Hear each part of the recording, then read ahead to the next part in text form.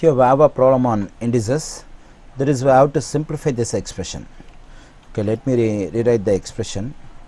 4x to the power of minus 1 by x to the power of minus 1 by 3. Here we have two terms are in division with the same base x. According to one of the laws of exponents, if two terms are in division with the same base, what we need to do is we have to write the base once and we have to subtract the exponents. So that is, we have to subtract the exponent in denominator from the exponent in numerator. So if two terms are in division with the same base. Okay, now let's simplify this one. X to the power of minus 1 minus times minus will become plus 1 by 3. Okay, now I need to add the integer minus 1 and the fraction 1 by 3. For that, I multiply the denominator 3 by this 1.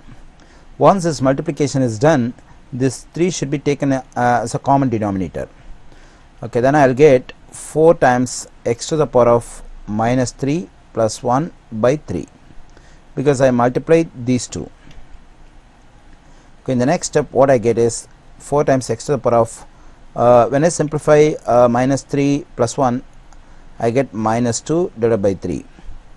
Usually, when we give answer for the questions on exponents, we'll give the answer with positive exponent, but here the exponent is negative. So to make this exponent as positive, what I'm going to do is I'm going to switch the term x to the power of minus 2 by 3 to denominator.